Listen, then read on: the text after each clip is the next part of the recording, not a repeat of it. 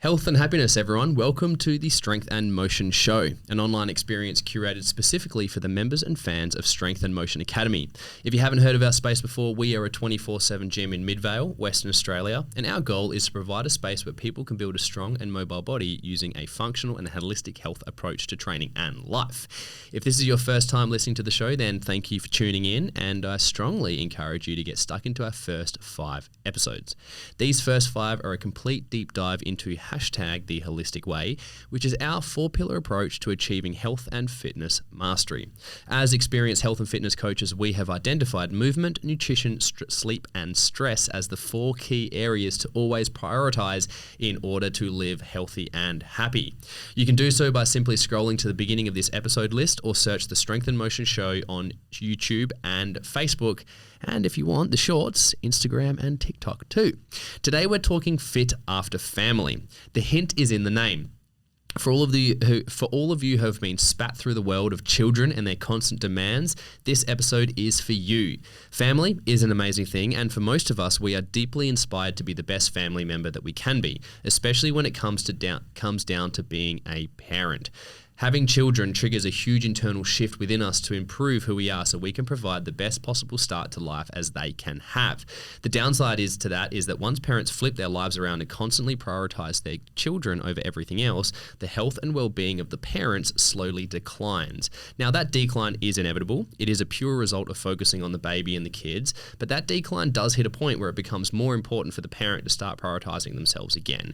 To restore their health, their energy, and their strength. It's not about looking good, it's about being healthy again, to be fit and strong again, so that these parents can continue to be a strong role model for their kids. As time shifts on from focusing their attention to doing things for the kids, it then goes to modeling healthy behaviors in front of the kids. So every parent and family will experience this point at different times. Every family is very unique. The age of the children, the personalities of the dynamic, all of that is very unique and independent to each of the families. However, either way, the point in time will arrive, and this podcast is for that. This episode is to help you refine your lifestyle so you can get back onto the fitness wagon. So, as always, welcome on my right hand side. Woo, woo, woo, woo. Technically, literally on the right. Yeah. But on the left hand side to the camera. Yes, that is true. Yeah, that's what you said. Literally to the right. Yeah. Welcome, Nav. What's going on in the life of Navar? Well, the first thing that comes to mind is we're doing a podcast on family, and a lot of my motivation recently is family. You know, I'm wanting to have children in the next coming years, and a lot of things want to be done by me. I have a lot of desires, a lot of goals, a lot of things that I want to set up within myself and my relationship and areas of life so that I could give my children the best future possible. However, I'm also very aware from listening to other parents, as we'll dive into this, and hearing their advice and experiences, we can't really plan for having children. Yes. That's currently where I'm at. Is a lot of my energy is achieving all the things I want to achieve by the time I have children. But more specifically, what's coming up for me is I actually have a 9-day NLP workshop coming up. Oh, cool. So NLP is neuro-linguistic programming, neuro being the brain, linguistic being communication, programming being the structure of all of that. How is the programming of our communication within our mind, our brain, our self, that impacts belief systems, that impact our choices and behaviors within our life. So I'm finally finishing up my master's in life coaching, which creates more space to then move into other areas of growth and education, which will probably be functional patterns and myofascia and stuff like that. Movement. Yeah. Nice. What about yourself? Well, I'm actually coming back to reality, I guess. I've been having a lot of, pretty much been doing different sort of fasting protocols over the last couple of weeks. And I had my first dirty chai with oat milk this morning, and I feel a little bit high from it still. I know you're talking about all your family and stuff, and I've had a lot of reflection over myself wanting to have family as well, and you know, putting the words together for this podcast really got myself in that zone. Yeah. But for me, that chapter of my life is still a little bit further away than what it would be for you. I'm still young and single and ready to mingle, and mingling, should I say. And it's I'm actually more motivated to embrace this chapter of my life personally because deep down that desire to have turns out it's not a hobby farm that I wanted. My dream property is a hobby farm. I found out that like the 5 to 10 acres that I want doesn't classify for a hobby farm. It's too small. So, oh, really? Yeah, apparently it's a lifestyle property. Yeah. Well, how big does that have to be a hobby? 200. 200? Like, that can Jeez, that's a whole nother level. That's not a hobby. Buy all of Glen Forest. Yeah, honestly. Yeah, so but the vision for that lifestyle and that those relationships, they really inspire me the most. But surprisingly, they're actually inspiring me to live it up at this chapter of my life. But again, through writing all the notes for this podcast, it's been a blessing. I found that blessing like over the last couple of days that I'm so grateful that you and I have enthusiasm in psychology and working with the subconscious mind, because it's the same as a children. The subconscious mind is like a child's mind, and working with so many clients and adults that are now in this category of they have had kids or they have had the kids have left the nest. And so the amount of conversations that I've been able to have and wisdom I've been able to derive from these parents, like I actually feel outside of the experience, like quite reasonably qualified to have kids as well. So living it up, high from a dirty chai that I haven't had in weeks, but feeling happy just to have like back a bit more structure and order back in my life after doing all the fasting protocols and the diet protocols that we've been doing. So lovely. That's me. Thanks for listening. Thanks for listening, everyone. Mystery sound number one. Wait, we did it here, the volume again. Sorry, I need to turn that up. I'm like, let's go. All right, I'm going to turn the volume back up again. Volume. Okay. Mystery sound number one. Everyone's a comedian, sarcastic. Turn this up a bit. Any recent bear attacks? There's no bear. Bears don't attack people underwater. Probably a beaver then. Oh, You obviously don't know where this is from either, do you? No, you and I don't really watch stuff. So. Oh, I thought you knew. No. I'm like, what the hell is this? I don't know if anyone wants to put in the comments or something what this thing was, but It sounds like it might be something like I'm thinking people would know. Canadian, you know, bears don't attack people underwater. Everyone's a comedian. Everyone's a comedian sometimes. Okay, let's get out of that. All right, fuck that off. All right. So back into it, fit after family listeners. Welcome to the show. This can become a very broad topic when we're discussing the topic of fit after family. And this actually ranges from new parents who are still navigating the demands of their children, but then also parents who have all of that extra freedom now their kids have left. Both situations have trade-offs, which we will both discuss in a moment. So two types of people are going to be most likely listening to this podcast. New parents, which are probably likely the younger parents, maybe around about our age, mid 30s-ish, young 30s, late 20s.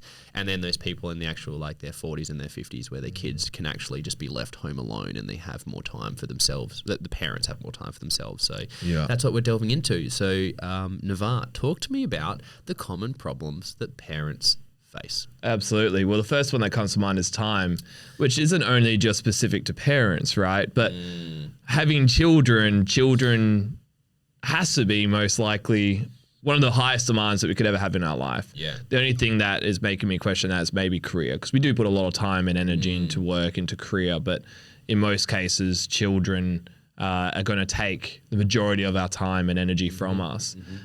So depending on, like you mentioned, where the parent's at, whether it's a parent with a newborn, so maybe the child isn't sleeping so well, has high demands, feeding windows, like you can't really create your own structure. You're kind of a bit of a slave to the structure of your child or the patterns of your child. And then parents that might have already had children, they're now left home, but now they're having to learn how to restructure their time without children.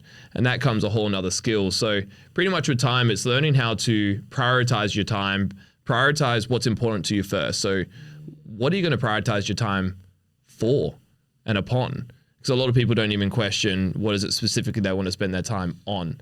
And so that would probably be the first step, is figuring out what your priorities are, set out your time management, and then where you're leaking time. How can you reallocate your time to suit your highest priorities? Yeah, I do find that a lot of my, especially my young parent clients. And when I say young parent, I'm talking about parents in their 20s, because they still have that that 20-year-old energy, even though I've still got 30-year-old energy, but they're still naturally quite chaotic, and they're struggling like, the kids are demanding my time, I've got no time, I've got no time, I've got no time. But when I really dig into those statements, I find out there's actually a lot of time being wasted as well, especially once the kids have gone to bed. They're just fucking around on social media or faffing about and stuff. And so bringing that more of that intention and awareness towards their schedules and where their time's being leaking makes them actually realize and understand that they actually do have a fair bit of time available to them. Yeah, you bring up a good point there. I remember I had this conversation with so many people, and a lot of people will say,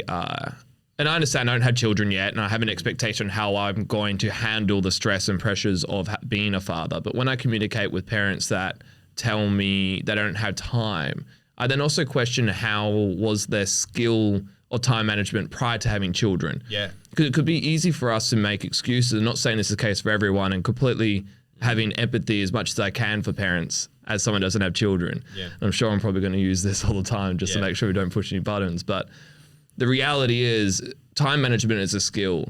And if you didn't have that skill prior to having children, most likely that's going to play out even more so when you have such a high demand of having children and the time that they take from there. Yeah, absolutely. Definitely. I really like that response because, again, the clients and the people that I've dealt with currently and in the past, they all actually are naturally quite chaotic in the current states that they're in, and prior to the kids they were still a little bit chaotic as well.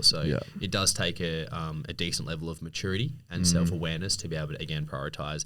And also a big thing is like letting go of the things they think they need to be doing. And I noticed that I'm guilty of that in business myself, where I find I'm like, there's so many things to do, and how do you actually focus on one thing at a time is really part of that is being okay with not focusing on other things at one time, and things actually get done more smoothly and more appropriately. And we know that in the case of the parents because there's plenty of parents that are slaying it. And there's plenty of parents that have proven to us that with certain skills of time management and other things as well, they're able to really thrive both with their health and fitness in spite of having kids that are demanding a lot of time. So Agreed. Very cool. And we should look at them as inspirations. Not like not jealous of them. Yeah, jealous of them or think that they have a situation or circumstance that's different to us that makes them a miracle. Yeah. That's a miracle that person could achieve that or could do that. Definitely. I disagree. I think our capacity and capability is far greater than we even believe it to be. Definitely. And I think that's what makes a great coach, right? Like we as individuals, we can observe where the weakness might be, but we don't judge them for it because we also see the light. We see the power, the strength that person has and the potential that they have. Yeah, absolutely. And a lot of the time we got to recognize that potential within ourselves instead of looking at another parent and be like, oh, well, that person's story is completely unique. I had these situations that then make it harder for me to achieve that. Yeah. When you might actually have even more capacity or capability than that individual. You just got to really unlock it, allow it to happen. Yeah, definitely. And to have kids is actually somewhat of a superpower because people that don't have kids, they haven't had that shift internally. When people do have that kids, that really sparks a lot of deep emotion and deep inspiration to want to do good as well. And so in many ways, having kids is just as much as a time advantage than it is a time disadvantage because of that urgency that it helps create within people. So I feel that. Energy is something that I want to touch on. That's definitely a big, it's in part of the resources. Time, energy and money, they're all resources that I kind of put on the same playing field because you can use them to and against your advantage as well, to your advantage, to your disadvantage. So lack of energy is a common one that we get with parents and also, to be honest, lots of people, but especially parents. And I find it's because they're choosing to put most of their priority energy or their initial energy towards the kids, which is that natural instinctive notion to be able to provide first and then make sure they're all sorted, they're all looked after, and then that person can then start to look after themselves. And so the other thing is because it's hard for a parent to be very it's not impossible, it's hard or harder for a parent to be proactive with themselves because they're constantly being reactive to the children's demands. So I find that lots of parents get quite out of sync and this happens over a period of months/years, depending on how the journey is. But being out of sync means their routine they once had is a bit more erratic. Their sleep times, their eating times are a bit more erratic because the kids, they've got to take the kids to netball or soccer or taekwondo or to school or to daycare, and then you've got to drop them off here and at the friend's house. And so as a kid has more of a kids have more of a sporadic lifestyle as they're changing activities and exploring themselves, as well as their general demands of school and food and eating and rest and all of that. The parent is spending a lot of their energy on that. And then when it comes to themselves, they're like, I'm just fucking pooped. Yeah. And when a parent's energy is down, so is their willpower. And then so their ability to make more of those conscious decisions of, no, I'm not going to open a beer, or I'm not going to have a glass of wine, or I'm not going to eat some chocolate. Those habits start to creep in. And so that's what I mean by out of sync. Yeah. Parents are really struggling to maintain their time for themselves. And it's just slotted in just wherever they can fit it, and they lose that element of consistency. So sleeping and eating times, as far as health and fitness go, they're the ones I notice the most that are becoming out of whack. And just, again, it's the parents, like, they're actually overworking themselves, and just people are overworking themselves. And I really find those people are just in dire need of just a big old rest. You know, the whole I'd love a holiday kind of thing for a parent. And I get it. There's so much demand, and because they want to. The parents want to be good parents. So even when they're resting, they're not actually resting because they're still thinking about the kids or the future or this and that. And so that just demands a lot of resources, and that is a big barrier in the parents' lives. I do also want to add in that a common parent statement is it's the hormones and the menopause. Menopause is definitely a thing. That's legitimately a thing, and so are hormones. But the blame that hormones get, they get too much blame when it's not actually the truth. And so a lot of people are blaming hormones for their, like, I've got no energy because my hormones are out of whack. But your hormones are out of whack because you're sleeping 6 hours, then 5 hours, then 3 hours, then eating this at this time, then that at that time, and then drinking the alcohol and doing this and that. And so we actually find that before people, or when people start doing these like blood tests for their hormones and stuff, the thing that they're getting told to do to kind of restore that hormonal balance is all based on getting their nutrition sorted, getting their habits and their sleep sorted as well. And so we tell people, and I had a client that just said, he goes, I think it's my hormones. I'm like, okay, we're allowed to think it's your hormones, but you're only allowed to get a blood. If you want to go down the blood test, let's do it. But we're only going to do that blood test until you prove to me that you can hit your calories for the next 30 days, you can hit your sleep targets for the next 30 days, and let's get all of this underway. So we've set that foundation so that when we do the blood test, we can get more of a clear reading of what's actually wrong with your hormones, if anything.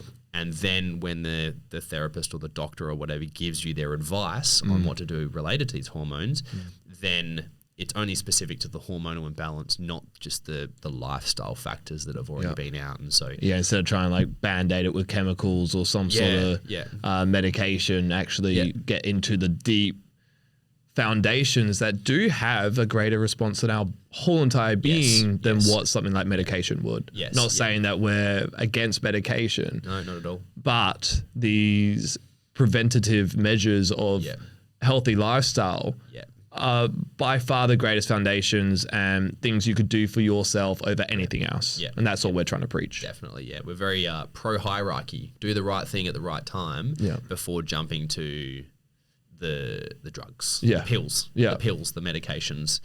So those are the things that we're talking about when it comes to lack of energy, and we're really trying to bring people's awareness around what are the habits that are sapping the energy in the first place before we look at adding in new things to then improve energy. What's next, Nav? Diving into motivation, but before I really dive into it, it's just all this is just reminding me of we're humans before we're anything else, right? Like these are all these parents that are listening, or soon to be parents, or people that want to be parents one day. You're still a human being that has their own identity, their own patterns, their own behaviors, their own belief systems. And so whether it's time, whether it's energy, whether it is motivation, which you're diving into now, having a child is just going to be another trigger for that. It's another life experience. It's going to be another trigger of self-awareness and challenges and self-awareness and expression that we just haven't experienced before. So diving into motivation, people struggle with motivation regardless of whether they have children or not, right? Motivation is a hot topic, whether you dive into always trying to feel motivated or also cultivating discipline. That necessarily doesn't mean you have to be motivated. It just means that I think it was Mike Tyson that said discipline to him is doing the boring stuff to the point that he loves it. It's identifying the boring, mundane things that will help you be your best self and serve yourself and the people around you to the point that you love it, because it's in alignment with your greatest purpose anyway, or should be. So for a lot of parents, where the lack of motivation comes into it is they feel like they lost their drive and lost their desire to prioritize themselves. Their children, a lot of their motivation is now being driven towards being a great parent, like you mentioned, trying to be a great the male's probably more responsible or feels more responsible, a masculine individual, for providing. While the feminine individual is probably more for the caring and the empathy and the love. And so all that pressure on themselves is towards that, and they lose themselves in that. They lose their sense of what is important to them, because like you mentioned, they become reactive to the child, and then whatever space they might have outside of that is mainly towards just trying to survive in a way, or sit down on the couch and have a glass of wine thinking that that is going to actually serve them best or the child best, when in fact maybe not going on the couch is the best idea. What also might motivate them when they're younger might not motivate them anymore. So what is their purpose now? What is their purpose for training? If they used to train to look a certain way for bodybuilding, to tick off that aspect of their identity, but that's not there anymore, now you have to go into the curiosity and discovery of what else can you do? Yeah. What can you train for, and what do you want to train for? Might also be judging yourself off of what you once were.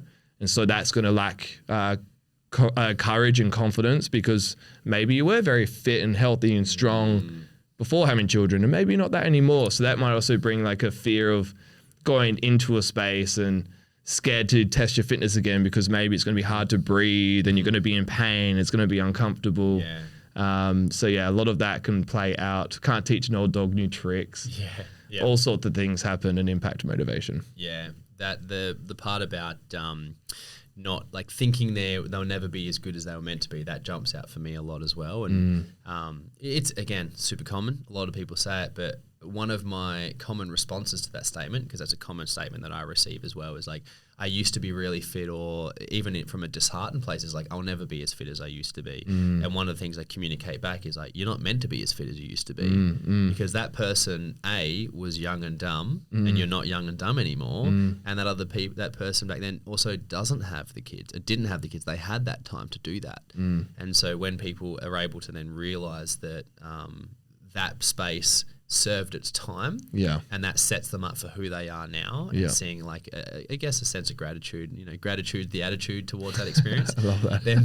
Then they're like, no fucking oath, I can actually build a banging body now. And then they realize they're inspiring a new set of people as well, which is their friends and their families that are also of that age, because the people that are being consumed by their career as well. It could be the family, it could be the career, but they hit that, their 40s and 50s, and they're like, oh, I'm a bit, and be like, that's fine. You're wise as fuck, mate. Own it, Yeah, and you just triggered a thought of mine. It's just like when you're young, you might be a 20-year-old and you're on Instagram and you're comparing yourself to someone else. It's no difference. You're just comparing yourself to something else. Yes. It might not even be what you want.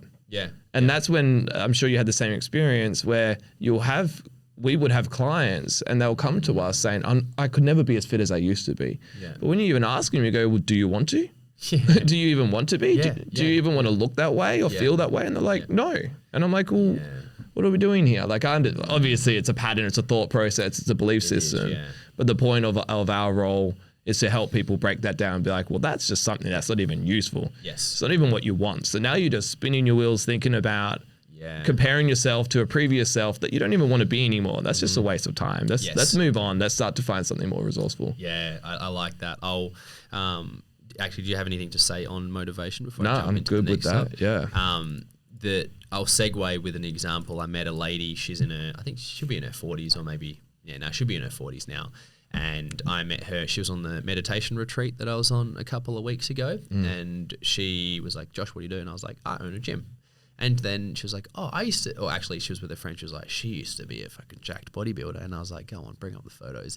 And she brought up these photos, and I looked at her and I was like, there's no way you did that naturally. And she was like, yeah, I had a bit of bits and bobs in me as well. So she was jacked, like full on bodybuilder jacked. But even back then, when a lot of the women didn't actually wear high heels in certain categories. And so probably about 20 years ago, I think we're looking at 15 to 20 years these photos were from. But where she is now as far as health and fitness goes and training, so she was elite. She was award-winning elite, like top of the top, gold medal bodybuilder on stage. But because that lifestyle was so intense for her and she was supplementing hormones and other things, and I talked about, I'm like, how long did you like, what was your period like? And she was like, what was my what like? You know, she just didn't have one. So we discussed that. And so because there was all those trade-offs that came back and came from that era, she doesn't lift at all. And she's intimidated to go to the gym for a variety of reasons. But one of the reasons that we established was that she just couldn't see herself putting her back through that life again. And I did discuss in her situation, I was like, maybe you need to look at new forms of training. Like, why don't you be a beginner again? Because you know how nourishing that is. And I was wearing my functional patterns hoodie at the time, and she was like, well, I've actually been looking at FP for a while, so she's heading that direction, because she's like, I want to be fit because I know how it serves me, but I'm not that person anymore. So and then she got stuck in the Di Martini effect, right? In the you're talking about like not the infatuation that's focusing on the negatives and not going. She got so bung up by the drawbacks that now she's just separating herself from that reality completely. Exactly right. Yeah. So that was a really cool story, and that was only a couple of weeks ago. But the next topic I'm jumping into as a challenge for parents is that they have the intimidation, especially of commercial gyms, and the intimidation of being judged. And that could be intimidation of being judged of like not wanting to be a beginner, like this person I was just chatting about. She didn't want to be a beginner again. And also the intimidation of, not specifically her, but the intimidation of getting injured or being joined up with like a personal trainer that might be inexperienced and might give them the wrong program or put them through the wrong session, especially group fitness classes. There's some gyms out there that just have really low standards of movement quality for group fitness classes, and people injure themselves. And just the general just not being a young, youthful human and being judged by all the hot 21-year-olds and all the young fit people, like I'm too fit. I'm not fit enough, or they're too fit for me, or I don't fit in anymore, or I don't understand what the fitness is these days. Like I haven't done it for a while, so I don't know. I've got to learn again. And so there's a lot of resistance to just taking that step because in the anticipation of failure, they're creating their own anxiety that's stopping them from actually stepping foot into the gym, not being aware that failure is the greatest gift that could ever be given to us, one of the greatest gifts. And random note, I was reading the NKT book, just having a scroll through that last night, a visual, it's actually a paper book, I don't know why I said having a scroll, but it talked about one of the learning centers of the brain. I forget what it's called. It's not the MCQ, because that's the grocery supermarket by pineapples from, but it's there's something part of the brain, but that has to be triggered by failure in order to open up and like become activated. And that's the learning center of the brain. And so learning is actually triggered by failure. And so that's why they do the muscle test, because you're trying to find a muscle that's not functioning well, because that is the feedback to the brain. I was like, oh, that muscle doesn't work as well. And then it switches on the learning part of the brain. Is like, let's learn some new things. And so they talk about the sequences. You have to test the muscle first to initiate or to stimulate failure within the person deliberately, so then it then follows up with the learning phase, and then you can work with the body, et cetera, et cetera. But fundamentally, we need failure for our brain to learn things, which I just found out the other night too. So that's very cool. What's next, Nav? We have so this is called Lack of Insecurity is the title of it, but interesting point, because it definitely goes against everything you just covered, Josh. But what the idea behind this is, you could find a level of comfort that could actually bring you down in life, which sounds hilarious, but it's this chase of, let's say, always chasing happiness or always chasing comfort, that then you set yourself into a set of behaviors or habits that might not serve you. And that might also be addiction. So it could even play out into addictions. And so it's a lack of emotional pressure or purpose that doesn't drive you in a direction, and you get stuck. You get stuck in this autopilot, and your life might be good. Yeah, I can't remember what it was, but someone said it was like the most damaging place you could be in is just okay. Because you're okay enough to continue the life that you're living and to do the things that you're doing, and you don't have enough emotional pressure or challenge for you to either improve and grow and move forward. And that what might happen, you might be secure in an aspect of your life that then isn't going to bring in enough insecurity and challenges for you to be like, oh, maybe I need to get my drinking under order, or maybe I need to stop binging every single night, or maybe I need to get a little bit more sleep and stop watching YouTube and Netflix and all these shows. So this is normally from a lack of self-awareness, maybe even shutting off your desires. Like, I'm okay. I don't want to achieve this, or I don't want to do that. I don't actually want to go out and have this experience with my partner or my family.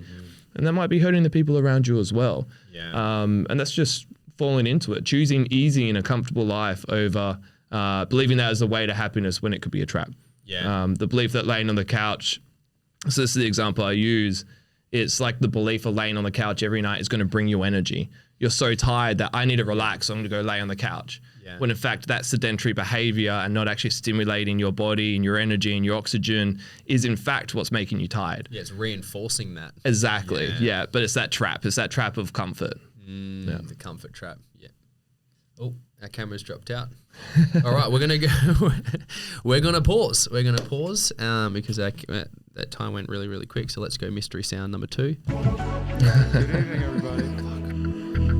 I just found the keys to a city. The beats are big and the lights are pretty. So I can't see that because we've got no backup camera going. So we'll have to put some random meme playing right now. Yeah. Tough times. Yeah, that's what I was thinking. It's our favorite meme.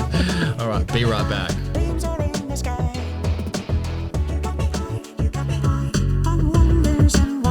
And we're back. Welcome to the second part of the show.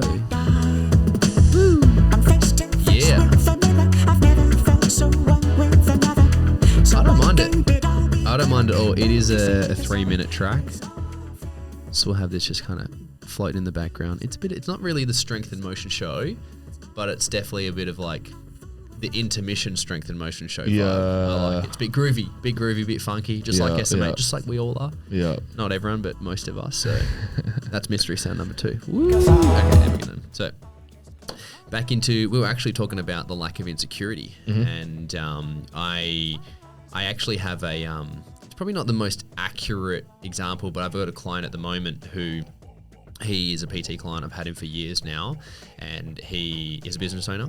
And has like they business owner to the point that they have a good like 20 to 30 staff, and so his reasoning was always external motivation of actually being attached to wanting to help all the staff. He was a very big carer inside his business, but it was always seeing me, because even the staff were like, go see Josh, just get the fuck out of here and go see Josh, because every time he did a session he was able to exert all of that stress and that energy.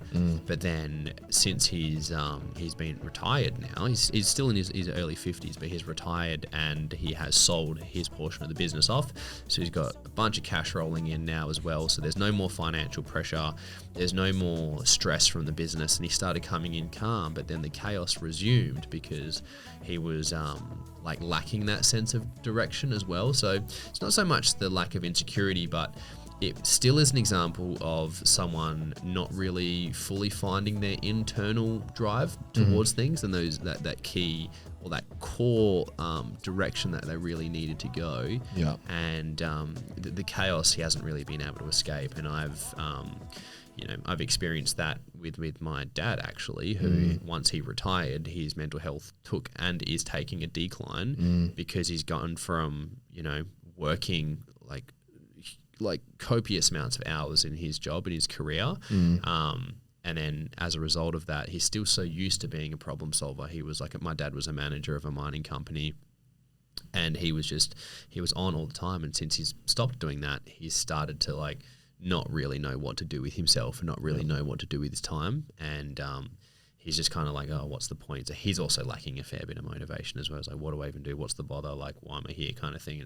It's fascinating to observe it. There's an element of sadness to it by all means, but it's still very healthy for me to observe as a young adult, being like, okay, this is like the anxiety and the depression and the stress and stuff that we don't really outgrow it. We can't really escape it. It has every opportunity to re-emerge back into our lives whenever we're not looking. And so, I like this comment of lack of insecurity, which is cool.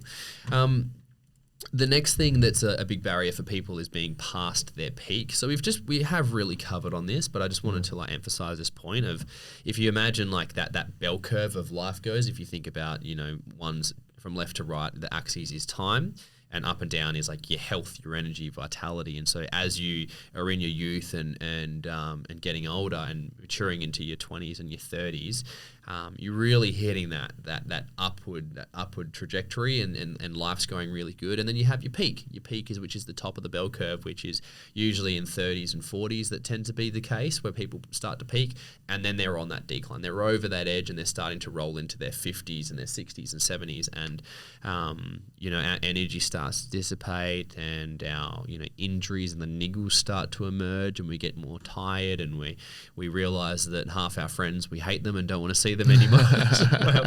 And we just want our 5 friends just to talk to, and then we need to be 40, 50 to experience that.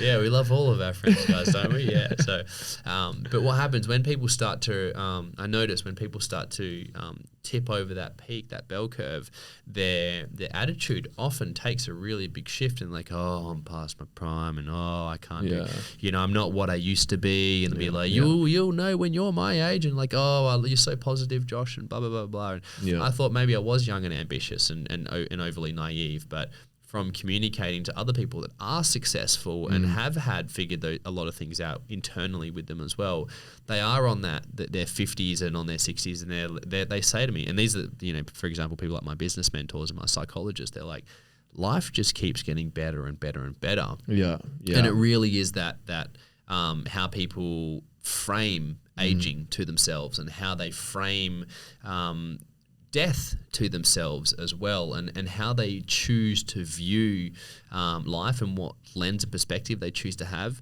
greatly affects how their motivation goes and how inspired they are to live life. And we know that because we train clients on both ends of scales, those that are super motivated and super driven, and they come to the gym consistently and they don't need our help, or they just love getting PT from us as well. But then there's other people that really need us, and they really need us to hold them accountable, and they really need us to give them that guidance, because they're so stuck in a lot of these mindsets of, I'm too old, I'm not good enough, I'm not energized enough, I don't have it in me anymore. And really is quite a matter of perspective for a lot of that. So that's a big thing that people have with being past their peak, and also their relationship with pain. A lot of people are like, which I'm trying to work on a better way to communicate this to people, but some people just accept injuries. They're just like, when I sit down with them and I do their consults and they tell me about their injuries, my shoulder's fucked and I broke my collarbone, and so my collarbone's never been the same. And I'm like, when was this? And I'm like, 8 years ago, or 12 years ago. And I'm like, well, that's fucking, collarbone's brand new by now. Your body's shifted so many cells in that time. It's brand new. And so a lot of people, they actually hold on to injuries psychologically as well. And improving their relationship with pain and ailments, should I call them, is a big part of what people should be doing if they feel like they're past their peak, because you're fucking not, okay? Stop thinking it. Grow up. No, grow down. Nav, what's next? So this one pretty much is a mix of all of the above, but it's habitual coping mechanisms.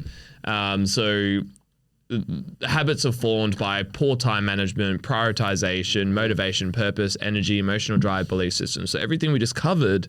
And if all of those traits or areas of your life are playing out unresourcefully and they will create poor habits. And so it's staying on top of all those areas to make sure that poor habits like overly using your phone, or spending too much time on the couch, or eating high caloric food and the chase for the dopamine hit, the alcohol, cigarettes, whatever those sort of habitual patterns play out, whether it's substance or whether it is a behavior,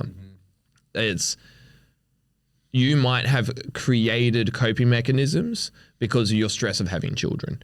It will be challenging. It is challenging from what we hear. We don't have children, like I've said, and we completely understand that it would be one of the biggest challenges in life. However, we also have the capacity to hold that stress and to hold ourselves during that. If we don't, then we can be reactive to that, which will create coping mechanisms that don't serve you, that will in fact make your situation worse off, like trying to lay on the couch because you're tired at the end of the day. That at times might be useful, but if that's your majority habit that you fall into over doing something like exercising or mobility or eating good food or journaling or meditating, going for a nice walk, having a deep and meaningful conversation with your partner, if you fall into these poor habits of trying to escape your reality is only going to get worse for you. Yes. Yeah, definitely. Can't run from the truth. Yeah. You can't run from life. Yeah. You're in it. Yeah, absolutely. Brilliant, Nav. Is there anything else you want to just add on to there of some of the challenges that come up for people? That's everything that comes to mind for me. I'm pretty happy with those, to be honest. I think do it. All right, let's cue. Do you want to mystery sound number 3? Yeah. Oh, hey, you got the Nav, volume up. Yeah, volume's up. We're ready to go. Nav, hit it. Which one have you hit? These two? Top 2, yeah. Yeah, I'm going to go this one. All right, 3, 2, 1. Hey. Was this on last week's? Did it go last month's? I don't know. I don't remember on this one specifically. Nah. This does sound like it could be an intro song to a video we would do. Yeah, alright. Woo! This is more SMA vibe, I feel, for like a video. Not bad. Nice work, whoever used the studio before us. These are good tunes. I really do wish I could be a tunes. fly on the wall. And what were they discussing? Like, how did they play? Did they play the song for a whole 3 minutes, or were they just in and out of the song? How did they? What was their plan, and what did they do?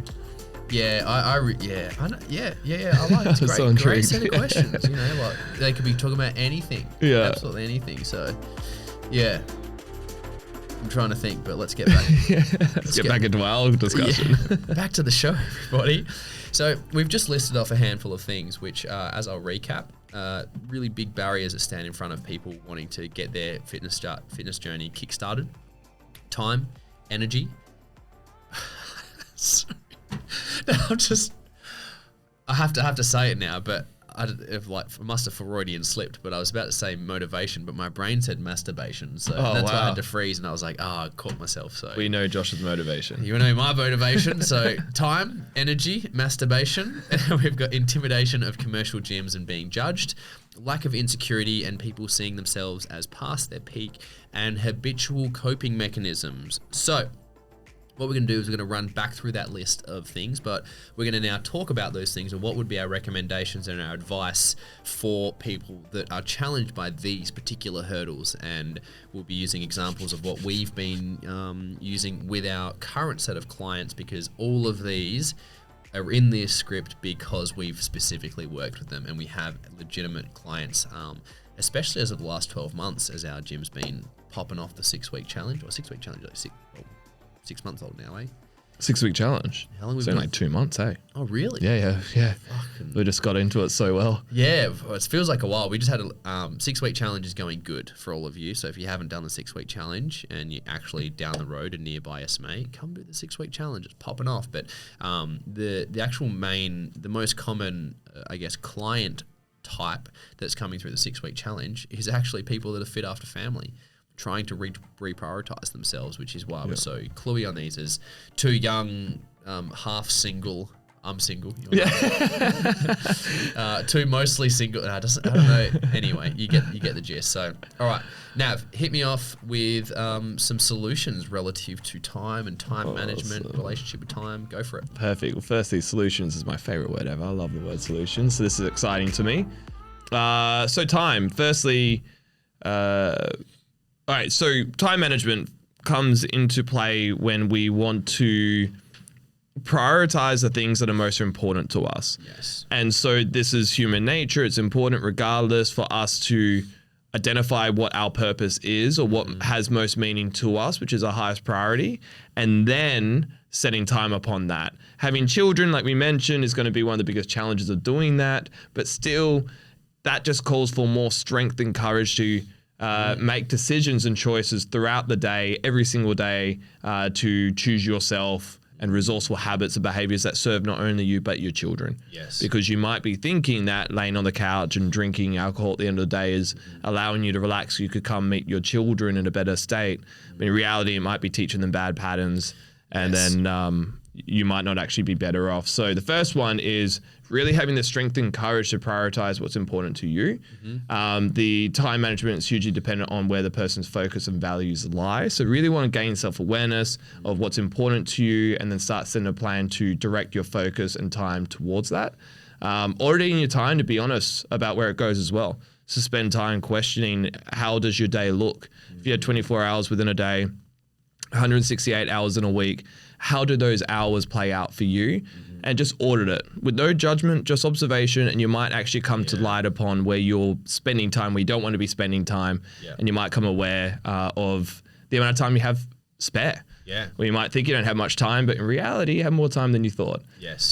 Which comes down to being honest about your time or habits that you're investing towards the things that de-energize you, stuff like TV, fast food, alcohol.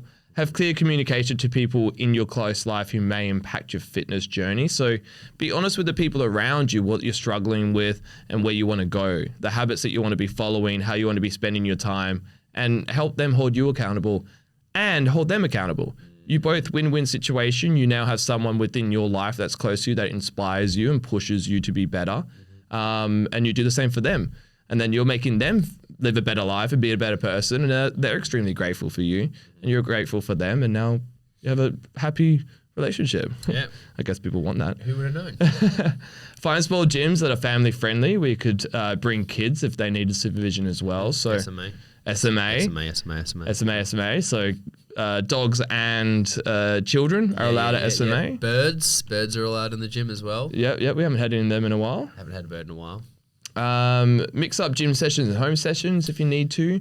So set yourself up for success. Like if you might not have the availability to go to the gym, then at least set up a system or a way for you to train at home in those situations. But regardless of what situations you find yourself in, audit it, be aware of where you find yourself and where you find your time, and set that up for success in whatever manner you can. And if time is scarce for gym training, then put extra effort into nutrition and food quality. So just because you're not getting into the gym and training doesn't mean that you need to start eating like a pig and being lazy. Pay attention to that as well. You can cover food and nutrition on the go. There's always ways to do that. There is always ways. We find that the parents that have just really killer attitudes are the ones that don't struggle with time, even though the demands are just as high as other parents with children. Other parents with children. What am I saying? I was just like, am I going to say something offensive right now? But it is largely an attitude and a focus thing when it comes down to time management. Is that people really the people that have got it have just got it. The people that don't, they need to really work on it. So I say to some of my parent clients, I say, be inspired about being inspiring. The thing that I tend to talk about a lot is role modeling. And to the kids, I'm like, think about how your kids are going to be observing you and watching you. And so that's for my clients that love to have a beer or a wine at the end of the night and things like that, and sit on the couch and stuff. I'm like, that's cool, that's all well and dandy, but just be aware that your kids are subconsciously soaking up your behaviors just by observation. And I realized that was one thing that I picked up my work ethic from my dad, just because I shouldn't say I never saw him, but there was definitely a reasonable amount of absence there, but it did help me carve out my work ethic, which worked in both ways. I realized that I was really inspired to work hard because of my dad, but I was also really inspired to be a little bit more available and time-wise as far as like what I would like my future household to be like as well. So, and that was all subconscious. I didn't realize I learned those things until like a couple of years ago when I started to explore that. So, nice. That's time. Yes. Sort your time out, people. Next one is energy. So energy, again, can be assessed by what are you doing as far as your time, where's your focus, your energy going towards, and also what habits and actions are you partaking in that actually sap your energy. So I really like to get parents to really think about focus on improving your energy through your choices, not how time is spent. So what I mean by that is, let's say the latest craze is like ice baths and saunas because they're all about recovery, right? So people are like, I'm doing 3 ice baths a week to boost recovery, or I'm going to be doing my my sauna and getting a massage to boost my recovery, which are really, really, really good. But especially if someone is quote unquote time poor as a result of career or family or whatever, it means that the thought of trying to do more things in order to restore energy can create that element of anxiety and stress within that person, which then causes them to waste more energy being anxious and stressed. And so the cycle is really easy to perpetuate by having that focus. But when you change your focus towards rather than I'm doing things, I'm being calm and I'm being more composed and I'm choosing to be a healthy person and an active person, your day by day experience will start to shift and mold towards someone who wastes less energy and, let's say, eats less sugar, sleeps more, allows themselves to be less overstimulated by reducing their phone time or just having a healthier relationship with their phone, et cetera, et cetera. And as we talked about before, the kids are constantly modeling themselves off us. And so, yes, they're going to be potentially inspired and learn that mum and dad are going on ice baths and mum and dad are going on meditations or whatever they're doing. But I would argue that the kid would model themselves better if mum and dad are always so calm and they're always so composed and they're always, they're more inviting as a person to be around. And I actually bumped into one of our old members, Justin, and his missus was Beck. Yeah. And I just met him in one of the coffee shops when I was after my haircut. And he was with his daughter and she was so beautiful and she was so chill, but his whole demeanor was like, hey man, how you going? And then his daughter was saying something, she's like, daddy, daddy, daddy. He's like, yes, honey. And just the presence that he held, I even said to him, I'm like, bro, you got your shit together. Like, you must be in a good mood today. And he's like, yeah, man, like life's going good. Like, I'm all over it. But I even felt that stability that he had, but that really created a really good environment for his daughter and how much love was there in that moment. And I find that that's a more important thing to focus on when you're navigating energy. So my advice for how to get yourself nice and straight is follow the holistic way. Obviously, what else would I be saying? But it is the truth, right? So when you look at our 4 pillars, movement, nutrition, sleep, and stress, movement is to move and exercise, is to prioritize that and live an active lifestyle in whatever capacity that you can. Nutrition, eat for nourishment and fuel. Don't eat for excitement. Don't eat for distraction and boredom and as a coping mechanism. That's not the ideal decision to make, especially in front of the kids. So eat for nourishment, eat healthy food and fuel your body to exercise more and fuel your body to feel, when I say fuel your body to feel good, feel you good, not in a way of like eating sugar, you know what I mean? Like not as a coping mechanism, like to like feel long term feel good, not short term feel good. Thanks for clearing that up for me. Sleep, hit your 7 to 8 hours daily. I know people will be like, oh, you fucking have kids. Well, like do your best. I don't care what your boundaries are, but just do your best with your sleep and stop making fucking excuses. Yeah. Stress is exercise and intentional challenge. So you when you look at stress, we are all stressed. And so when we look at our mindset and our attitude towards life, then that allows us to not manifest as much psychological stress, but it also allows us to go in and out of that sympathetic to parasympathetic, which you should all know about from listening to the stress episode in the first 5 episodes of the Strength and Motion show. Being able to maintain your level of composure inside the body and being calm and gentle. And then when I write intentional challenge, it's choosing times to be stressed, such as training, such as an ice bath or a sauna or something, to that you're improving your skill of bodily control, nervous system control. Get your routines in order as well. Try and create order in your life as much as possible so that you're not chaos, because the chaos is always going to be there because you've got kids. And make space for happiness is a really big one as well, because if we make space for happiness, that empowers us to take more control over our decisions, our choices, and our controlling our snacking and our coping mechanisms and so on. So that's all of my advice for energy. Oh, and avoid skipping meals and eat regularly. All of you morning breakfast skipperers, because you're too busy, ain't the healthiest way to go. And don't give me I like fasting, because that's not the answer. The answer is being proactive and being responsible for your decisions. Nav, what's next? Cool, beautiful. Do we have to soon? Shall I just? I think so. Yeah. Yeah, might as well. Yeah. Yeah, let's do it. Yeah. Camera break. Camera break. Let's go. Camera break. Mystery sound. You hit that one out. We're going to go this one. Yeah, yeah. Got some tunes. We got some tunes here. Nice. Actually, I need to actually press pause.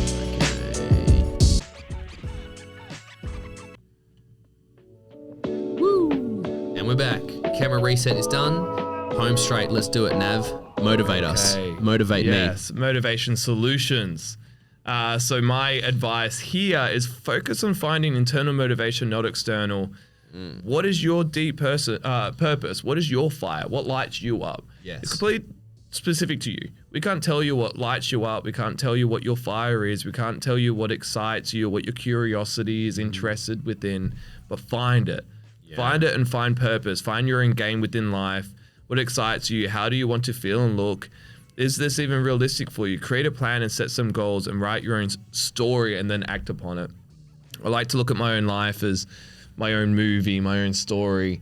And so for me to capture what my story is, journaling, meditation, self-discovery, like really diving into myself, because then from there, I now have probably the best guidance I could ever have, which is my own internal fire, my own internal compass. And then from that, if you have that inner power, that inner fire, you could then guide yourself upon the action steps and the plan that you need to follow to achieve that. Or not necessarily even to achieve that. If your life is in alignment with your own inner fire and your own inner purpose, then every single day you're going to be lit up, right? You're going to have a little bit more fire in your belly because you're adding fuel to the fire. But if you're not, then that fire is going to start to diminish. And I've experienced that in my life where I experienced a lot of hardship from not following my own fire. So to do that, take some time to set meaningful goals. Journal, meditate, really figure out what are your goals, what lights you up, what do you want to achieve, and then start to write them down. Focus also on becoming an active person rather than doing fitness. So what we mean by that is actively creating your own life. And a part of that does involve your mind, body, and soul. Like everything that we maneuver through life is guided by the vessel that we are, like our own being, our mind, our body, our soul. So it's really important to start to shift your mindset towards that. You could also use external motivation just to get the ball rolling, or just a little bit more fuel to the fire. Yeah. That could be a child, it could be a family member, it could be your partner, it could be something as small as, I guess small, but it depends on how large you want to make it, but fitting into specific clothes that make you feel good. Yeah. It's still useful. New training shirt, new training shoes. Exactly. Seek accountability and guidance through a coach or a training partner is useful as well to help keep you motivated and disciplined. Set challenges or rewards for yourself for further bonus motivation. Like we just mentioned, you get some new clothes, maybe go out, like you want to go to an event or you want to go for a hike, or you want to go somewhere. Set that as a challenge or reward for you to aim towards, and that will just add to the fuel, add to the fire, and prioritize being healthy and energized as a person. So how you feel on a day-to-day basis, prioritize your own power, your own potential above all else. And then you'll most likely find healthy behaviors and patterns that will serve you. Yeah, great. Definitely. Like it. Cool. And do heaps of psychedelics for motivation. Yeah, they do help. Intimidation of standard gyms and being judged. This is very much like finding the right dating partner. And so eventually you're going to need ideally some sort of help if you really are struggling from the knowledge standpoint. And so take your time exploring what personal trainers and coaches are out there. Take some time exploring what options you have available to you. We live in the online world, so coaches can be available online.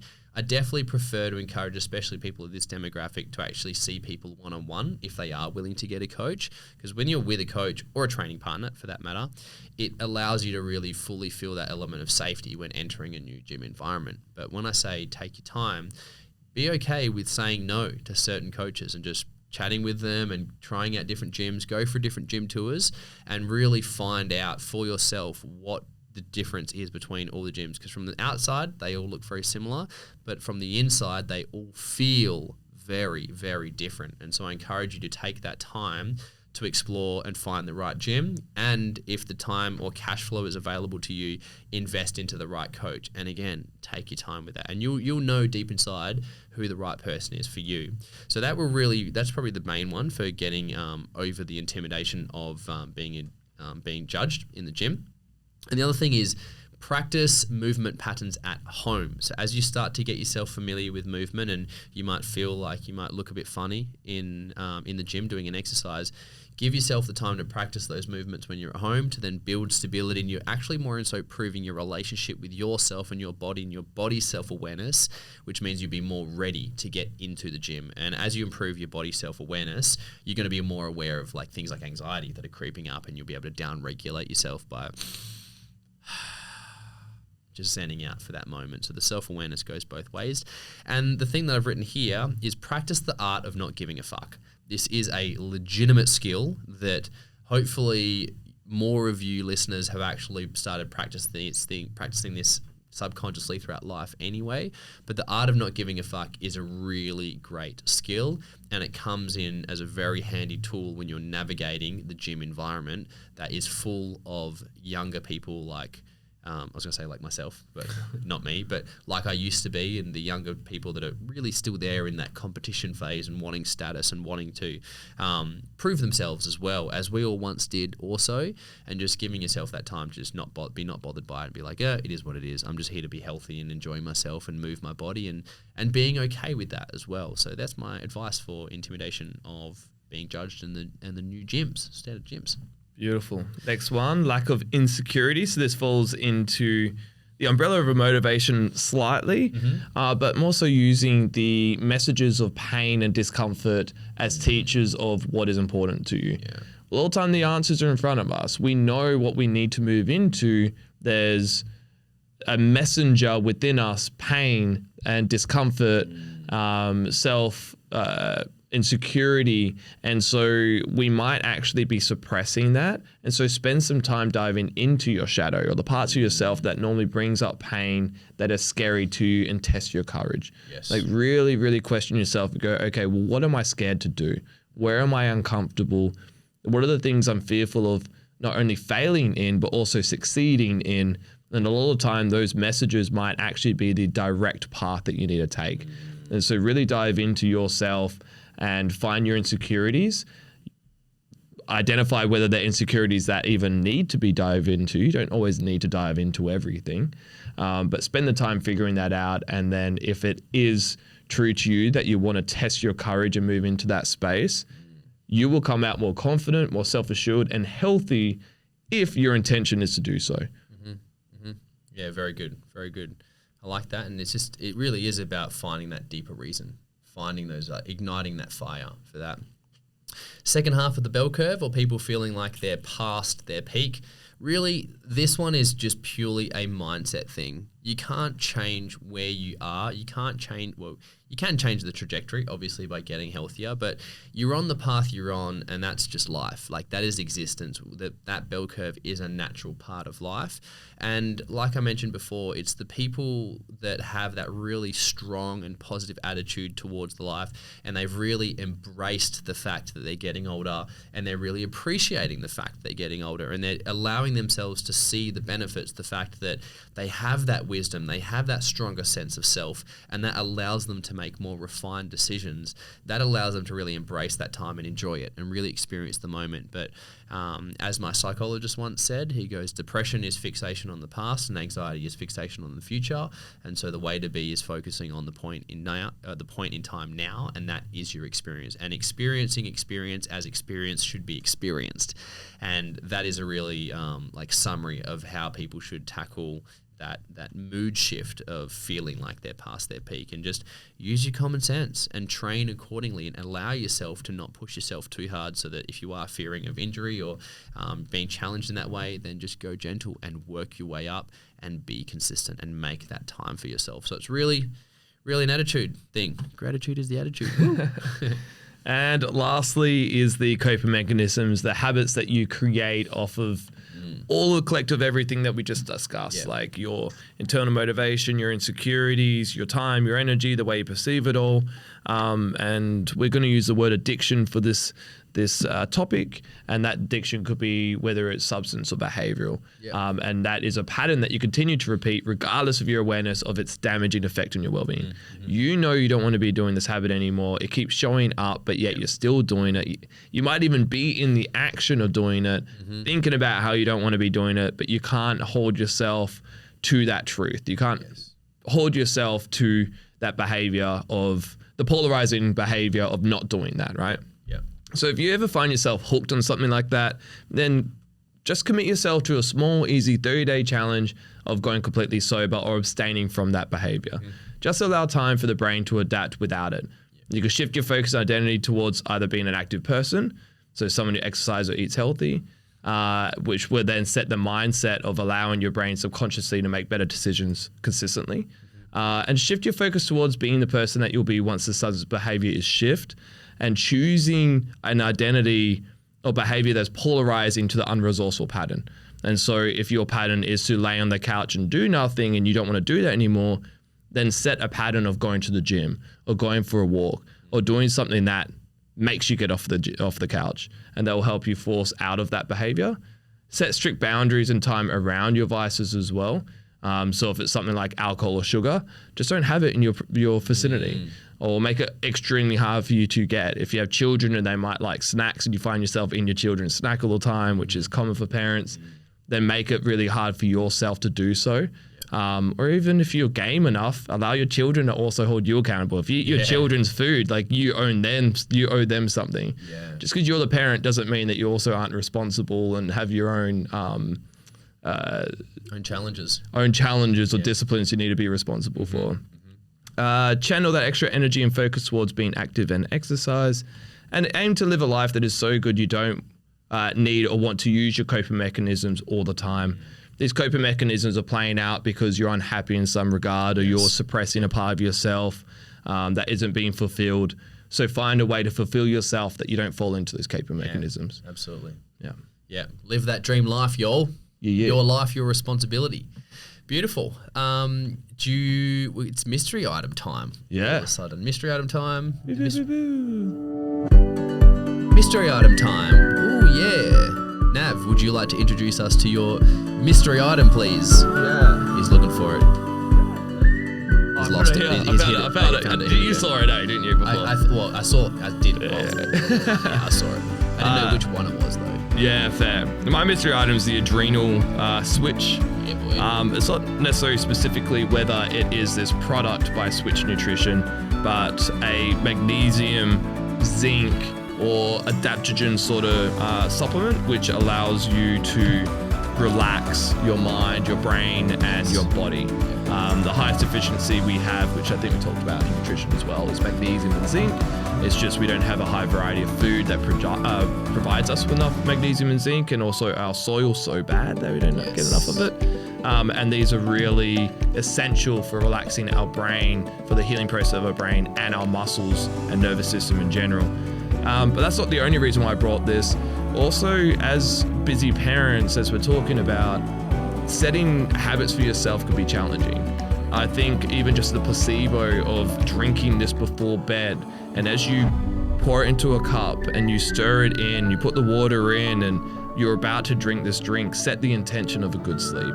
As we mentioned, always strive for 7 to 8 hours. Your body and your brain doesn't know that you have a busy life with children, right? 7 to 8 hours is still necessary for you to have the healthiest, most recovering sleep possible. So always go in with the intention of 7 to 8 hours. If you can't, still go in the intention of having a good supplement or having a good sleep and waking up feeling energized. And that's kind of the message behind it, is not just go to sleep habitually, but go to sleep with the intention of having a great sleep. Be grateful for sleep. And this changed a lot for me as well. I used to despise sleep. And my sleep was terrible. But once I got into the relationship of how important sleep is, and I started going to sleep with the excitement of the rest and the recovery process of that, and that honestly changed my life, because sleep. We sleep a quarter of our a third of our life even, which is wild. And it honestly has one of the biggest impacts we could ever have. Like we're in regards to our health, our focus, our performance, our well-being, and everything. So my mystery item is adrenal switch or a magnesium zinc sort of sleep product. Woo, woo, woo, woo. Everyone. Woo! There we go. What about you? What about you, Josh? My mystery item, I was actually going to, so my mystery item is a watch. Here we go. This is a watch. It's not any fancy watch. I was going to bring a clock, but then I was going to bring a clock. No, I can't say it, but there's a clock that's in my life, and I fucking hate it. I just hate the clock. And I want it. I wish it accidentally like falls off the wall and breaks and shatters. I think Nav knows which. I knew straight out. Yeah. But then I couldn't get to it because it was on. I had to get the ladder and stuff, and I was like, nah, fuck it. So I brought a watch, but really the watch is just a metaphor for time. That's really what it is. This is my old training watch, GPS watch, Sunto, nice. But the watch is to represent the paradox of time. Is that the theme of a lot of what we talked about today is that for the people that are new parents, they're still really struggling with time. That's the theme of tonight or today. And then people that are their kids they're more mature and more independent, they have more time available to them. And so these two different people are experiencing a complete polarizing relationship with time, as is time itself. Time is something that we can't escape. But as we grow older, even though we're running out of time, we're actually gaining wisdom moment by moment. And when we live lives that are very open to that wisdom, it allows us to make better mindset shifts and really embrace life for what it is. And so the advice for the younger parents and just younger people in general is just to embrace life and appreciate the fact that we have more time available to us and use that to learn and gain experience. And then as time becomes on the other side of that bell curve and we feel like we're losing it, embrace the fact that we've gained experience, we've gained wisdom, and because of that, we make better use of our time. So arguably, we have the same amount of time because of the matter of the perspective of how much wisdom and experience you're gaining. So that's my little philosophical time metaphor. And that is the show. Absolutely. Bravo. Bravo. So if someone really wants to nerd out in the whole health and fitness concepts of longevity, we recommend a couple of people. So Dr. Peter Attia, he is an ex-professional endurance elite cyclist, and he is now some sort of doctor and is real nerdy, but the things he talks about is all focused around longevity. The people that are in this niche of fit after family, those are the people that would very much be what Peter's podcast is directed for as well. And he's got a good book on longevity too as well. So Dr. Peter Attia is good. He's also friends with our next recommendation, Andrew Huberman. Andrew Huberman is a neuroscientist who really focuses on bringing the world of neuroscience down in layman's term and translating it down into a simple, digestible manner for us to understand ourselves better.